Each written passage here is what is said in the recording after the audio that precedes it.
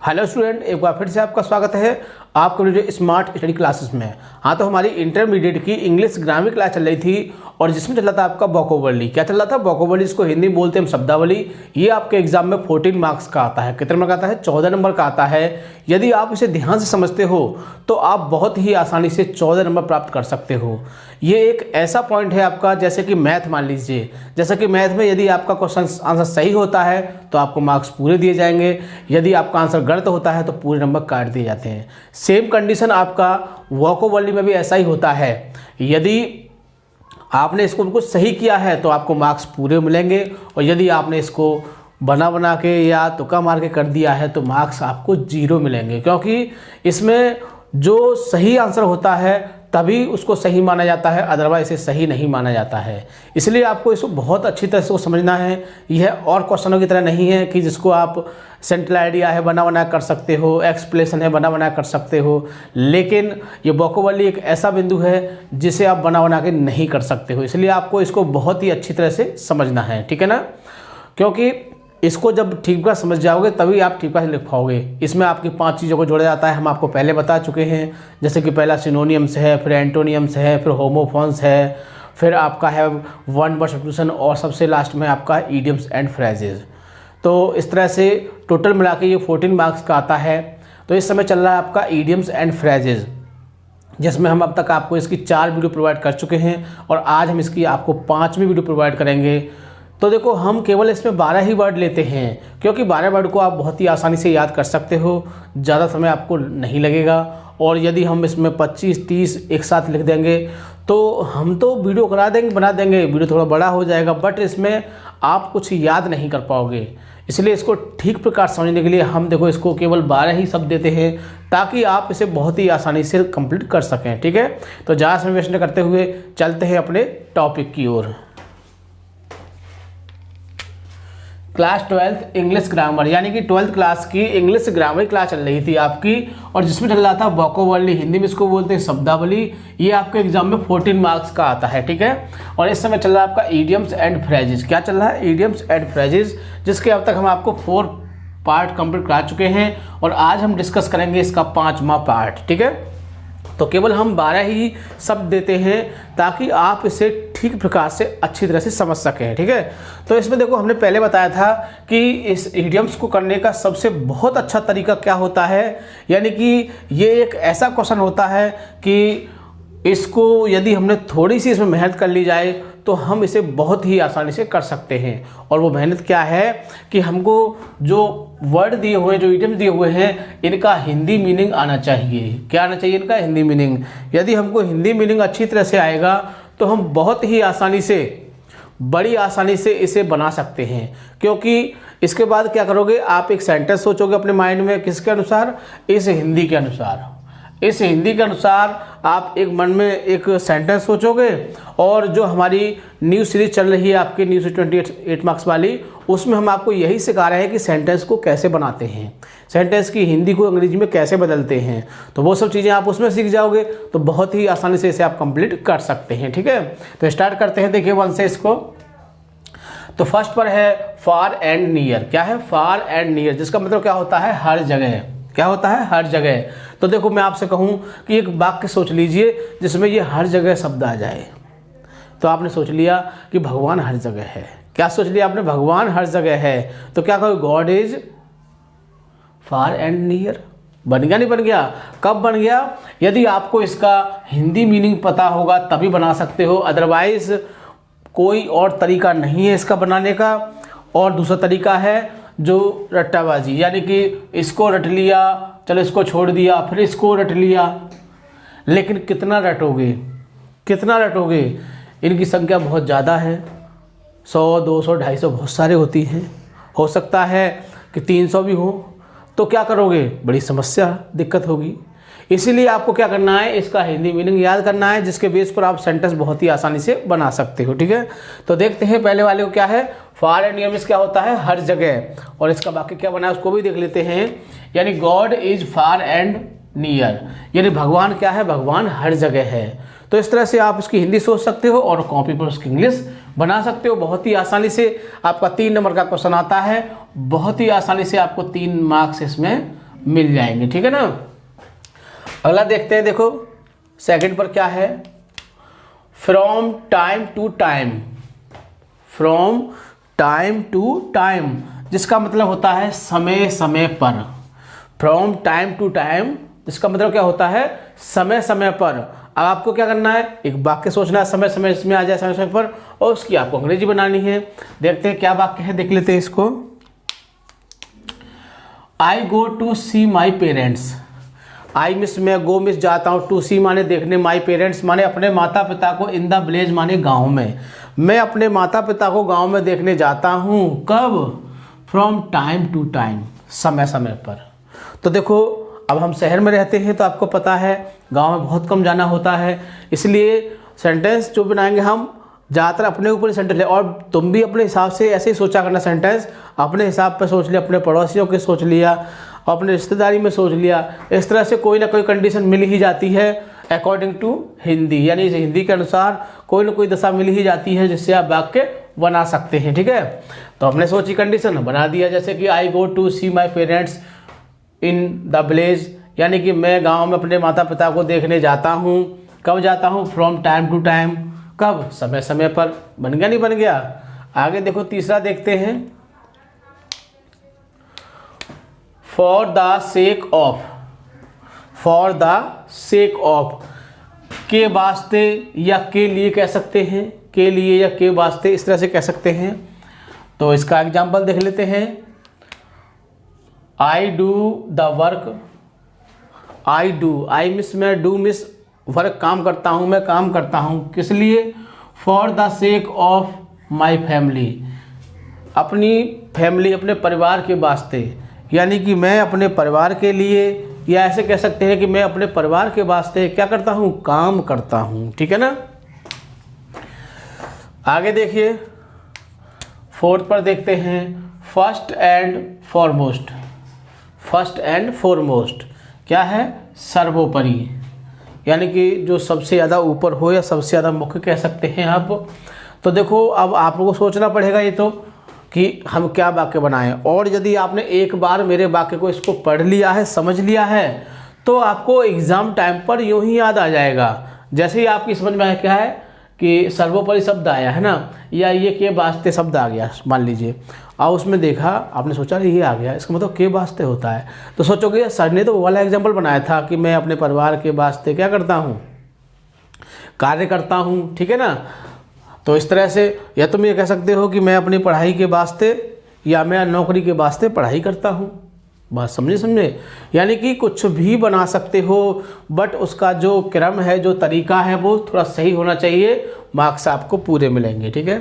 तो क्या है, फर्स्ट एंड फॉरमोस्ट मिस क्या होता है, सर्वोपरि। तो my parents is first and foremost in my life, यानी कि मेरे माता पिता जो हैं वो क्या है, सर्वोपरि हैं, किसके, मेरे जीवन में, यानी कि मेरे जीवन में मेरे माता पिता सर्वोपरि हैं। आगे अगला देखते हैं, पांचवें पर देखिए, foot and will. Foot and will यानी कि खर्च वहन करना, खर्च को वहन करना। तो देखो फुट एंड विल क्या होता है, खर्च वहन करना। तो इसका एग्जाम्पल देख लेते हैं, द बेगर आस्क्ड मी। बेगर में भिखारी आस्क्ड मी, मुझसे पूछा, टू डिनर, किसके लिए, खाने के लिए पूछा उसने, बट लेकिन, I had to foot the will,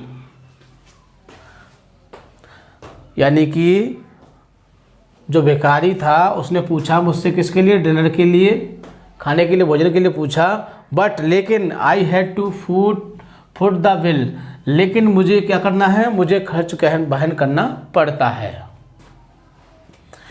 तो आगे देखिए 6 पर, fair field and no favour. Fair field and no favour, बिना पक्षपात के, बिना पक्षपात के। तो देखो हमको क्या करना है, हमको एक सेंटेंस सोचना है।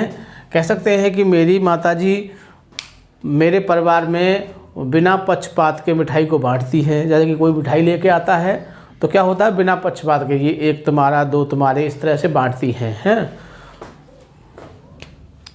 तो देख लेते हैं इसके एग्जाम्पल को भी। My mother divided the sweets, मेरी माताजी मिठाइयाँ बांटती हैं।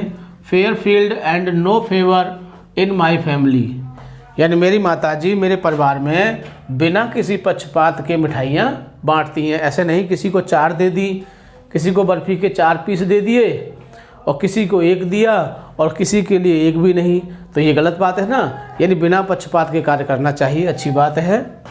7 पर देखते हैं, fight shy of. Fight shy of means क्या होता है? दूर रहना। क्या होता है? दूर रहना। एग्जाम्पल देख लेते हैं, we should fight shy of bad boys. देखो बहुत ही अच्छा एग्जाम्पल है।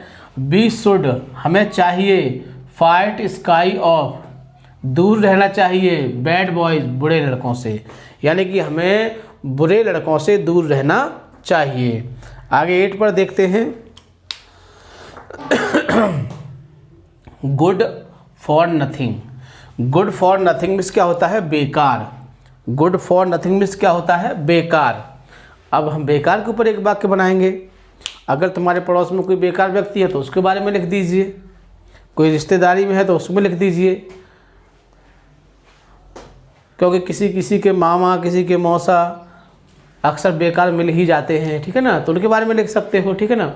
वैसे कोई दिक्कत वाली बात नहीं है, और किसी किसी के अच्छे भी होते हैं, ठीक है। तो देखो हमने किसको लिया है? हमने लिया है Tom Ramsay is a good for nothing man, यानी टॉम रामसे जो था वो कैसा है? वो बेकार व्यक्ति है। तो ये बात भी सही है, और हम आपसे ये नहीं कहेंगे कि आपको यही एग्जाम्पल रटना है, यही एग्जाम्पल आपको बनाना है। इससे अच्छा अगर आपके माइंड में आता है तो आप उसको भी लिख सकते हैं, ठीक है। आगे देखिए 9 पर देखते हैं, hate and hearty. Hate and hearty क्या होता है? तंदुरुस्त। अब तंदुरुस्त के ऊपर देखो, जैसे ही तंदुरुस्त की बात आती है तो दिमाग में एक ही वाक्य घूमता है, कौन? खली। एक ही नाम गूंजता है ना, क्योंकि खली बहुत ही तंदुरुस्त है। और आपकी नज़र में कोई दूसरा खली हो तो आप उसका नाम लिख सकते हैं, ठीक है। तो खली is a hate and hearty man. खली जो है वो क्या है? एक तंदुरुस्त व्यक्ति है, ठीक है ना। आगे 10 पर देखते हैं, hard and fast. Hard and fast, देखो हार्ड शब्द से ही डिक्लेयर हो रहा है, कुछ हमारे इडियम्स तो हमें शब्द से ही, सिंगल शब्द से ही पता चल जाते हैं कि इसका क्या मीनिंग है, और थोड़ा सा माइंड लगाओगे तो और अच्छे तरह से पता चल जाएगा। हार्ड, हार्ड मीन्स क्या होता है? कठोर। अब फास्ट समझ में आए ना, हमें हार्ड से पता चल जाएगा। तो हार्ड एंड फास्ट में क्या होता है? कठोर, ठीक है ना। तो देखिए अब देख लेते हैं, इसका एग्जाम्पल देख लेते हैं। There are some hard and fast rules of traffic. There are some hard and fast rules of traffic, यानी कि जो सड़क के नियम होते हैं, ट्रैफिक नियम होते हैं, वो कैसे होते हैं? बहुत ही कठोर होते हैं। कठोर से मतलब है कि यदि हम उनका पालन नहीं करेंगे तो कुछ भी हो सकता है, इसलिए हमें वो उन नियमों को बहुत ही अच्छी तरह से मानना चाहिए। 11 पर देखते हैं, hand and glove. Hand and glove यानी कि घनिष्ठ। अब देखो हैंड मीन्स हाथ, ग्लोव जानते होंगे, ग्लोव इसको बोलते हैं दस्ताने जो होते हैं। अब क्या करते हैं? वो हाथ को घनिष्ठता से क्या करते हैं? हाथ उसको घनिष्ठता से पकड़ लेते हैं। तो ऐसे भी इसका आप मीनिंग निकाल सकते हैं। तो हैंड एंड ग्लोव क्या होता है? घनिष्ठ। और घनिष्ठ की बात आती है तो सबकी जुबान पर एक ही नाम आता है कि घनिष्ठ कौन थे? घनिष्ठ मित्र, पता होगा आपने, इंडिया के रहने वाले हैं, अच्छी तरह से जानते होंगे कि श्री कृष्ण एंड सुदामा, यानी श्री कृष्ण और सुदामा जो थे वर हैंड एंड ग्लोव फ्रेंड्स, कहते थे वो घनिष्ठ मित्र थे। आगे 12 लास्ट देखिए, 12 माह हैं, तो इसको कंप्लीट करने में कोई बड़ी बात नहीं है, बहुत ही आसानी से आप कर सकते हैं। और हमने तो आपको बस इतना ही कहा है कि सिर्फ आपको ये वर्ड याद होना चाहिए और इसकी जगह इसकी हिंदी याद होनी चाहिए। बस अगर आपको सेंटेंस याद हो तो बढ़िया बात है, ना भी हो तो भी बढ़िया बात है, क्योंकि जो हमारी एक नई सीरीज चल रही है आपको पता है स्टोरी वाली, उसमें आप बहुत अच्छी तरह से वाक्य बनाना सीख जाओगे और एट ए टाइम आप वाक्य सोच सकते हो और बहुत ही आसानी से उसको बना सकते हो। तो लास्ट को भी देख लेते हैं। हाई हैंडेड क्या है? हाई हैंड मीन्स क्या होता है? अभिमानपूर्ण। क्या होता है? अभिमानपूर्ण।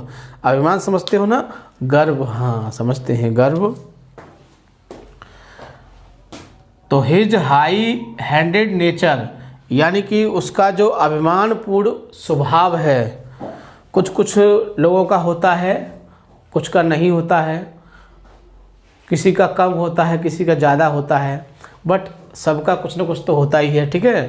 तो हिज हाई हैंडेड नेचर, उसका जो अभिमानपूर्ण स्वभाव है, इज माने है, द कॉज ऑफ कारण है, हिज र्यून उसकी बर्बादी का, यानी कि उसका अभिमानपूर्ण कारण उसकी बर्बादी का कारण है, ठीक है ना। तो बहुत ही आसानी से आप इसको समझ सकते हैं और इसमें आपको ज़्यादा कुछ याद नहीं रखना है। इस सेंटेंस को एक दो बार समझ लेना और इनकी हिंदी को अपने माइंड में रखना, इनकी हिंदी को अपने दिमाग में रखना। जैसे कि आपने इसको सेंटेंस को लिख लिया और इसकी साथ में हिंदी भी लिख ली, तो इंग्लिश को भले ही आप भूल जाना लेकिन इसकी हिंदी को दिमाग में रखना, क्योंकि एट ए टाइम आपके दिमाग में जो हिंदी आ जाएगी तो आप इसके बेस पर बहुत ही आसानी से उसको कंप्लीट कर सकते हैं। और ये तो वैसे भी चॉइस वाला क्वेश्चन है, इसमें तो आपको कुछ चॉइस मिलेगी, तो 3 शब्द तो ऐसे मिल ही जाएंगे जिनके मीनिंग आपको पता होंगे, ठीक है। तो इसको बहुत अच्छी तरह से समझोगे, वीडियो को 2 या 3 बार देखोगे अच्छी तरह से, तो आपको बहुत ही आसानी से इनके हिंदी मीनिंग भी याद हो जाएंगे। और सबसे खास बात, वीडियो को लाइक या शेयर करना नहीं भूलोगे ताकि और भी स्टूडेंट इस चीज़ का फ़ायदा उठा सकें, ठीक है। Thank you. जय हिंद, जय भारत।